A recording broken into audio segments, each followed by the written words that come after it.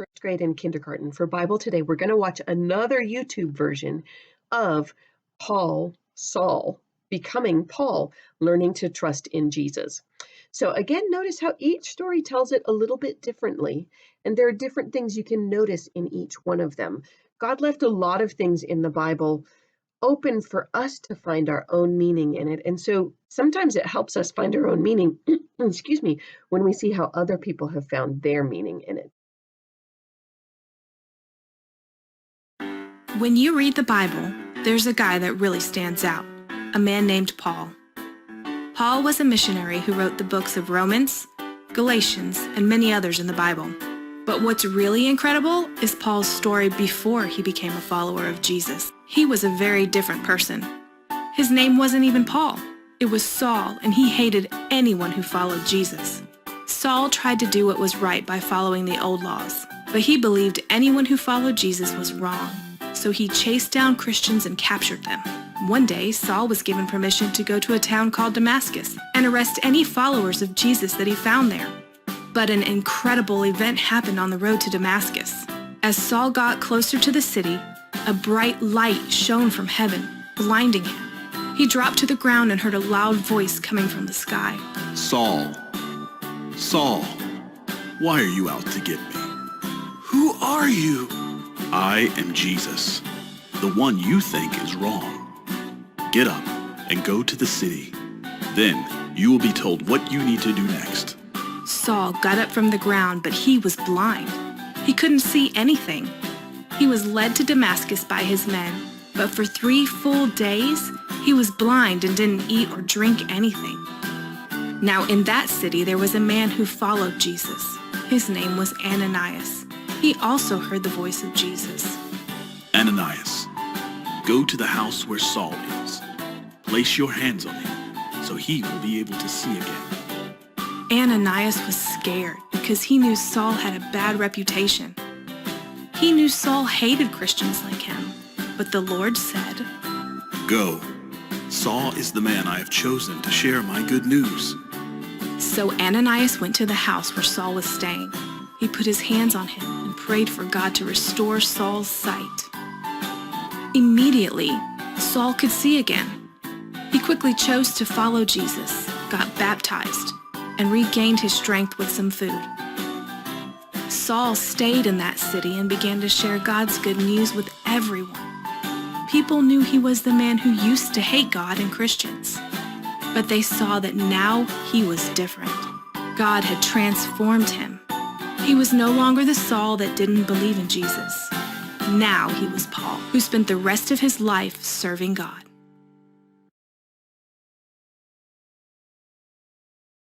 So after you do that, we're going to start working with a poem in Bible. Excuse me. Now, this is printed really, really tiny, and kindergartners, this might be a lot of reading for you. But what I want you to find in your packet is this little poem paper that looks kind of like this. And we're going to start doing some things with reading this. All right. For what we're going to do with this poem paper, of course, you're going to need your glue because we're going to glue it into your encounter journal. You're going to need that same yellow crayon that we're using when we do our copy work, and then use your pencil. And we're going to do some things here to maybe help a few of these words start sticking in our minds. Now, first graders, most of you will probably be able to read this just fine. Kindergartners, we're going to do some things with this.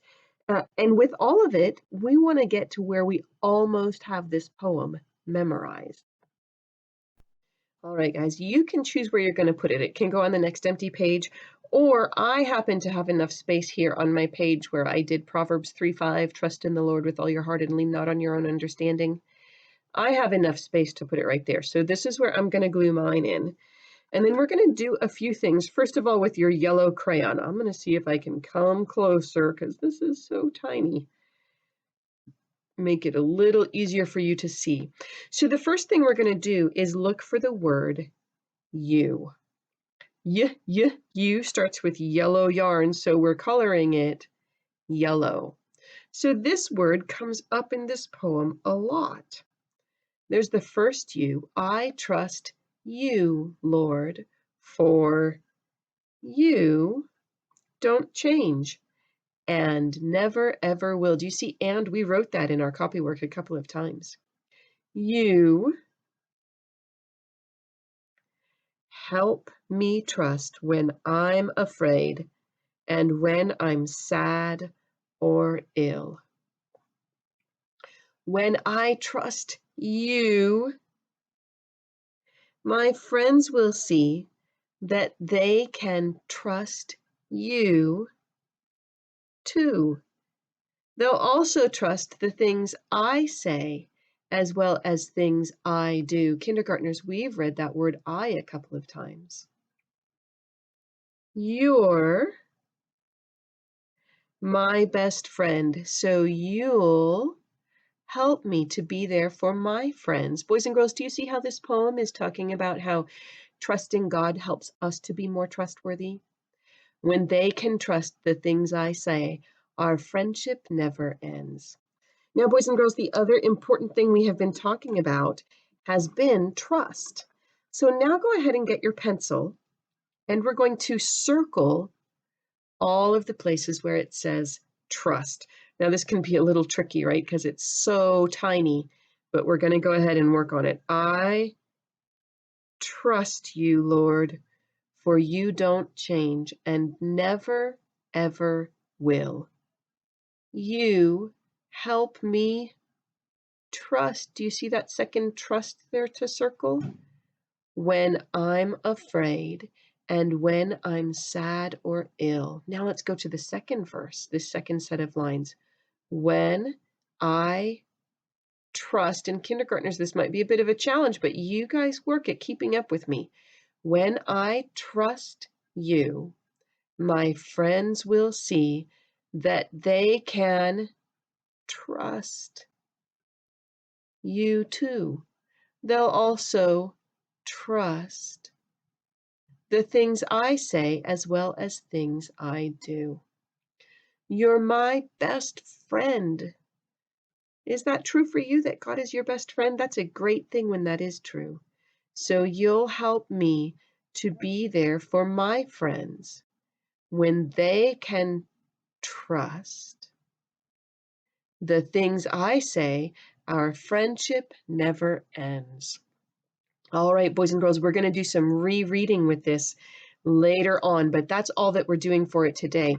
We're going to switch now to our footprint copywork. Look out here, my camera's going to move. There we go. I'm going to slide this over. All right, guys, here's where we're continuing with this today. Let's reread what we have here. 1 John 4:16a.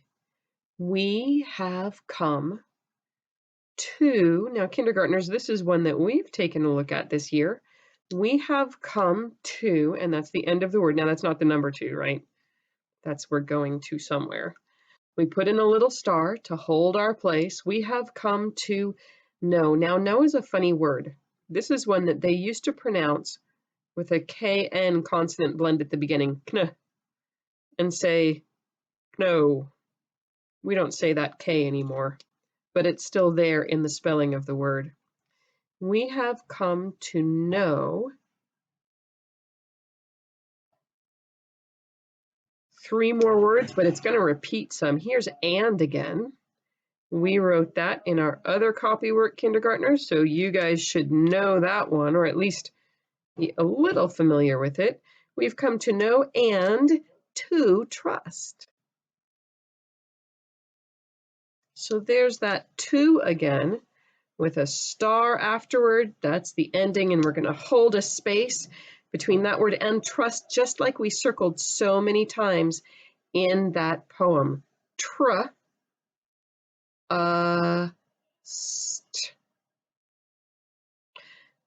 And we'll put in a star after trust. And then next week, we'll be continuing and finishing this copywork. Work for today.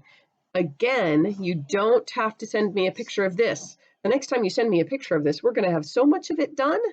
What I want you to send me instead is the picture of the poem with you in yellow and trust circled.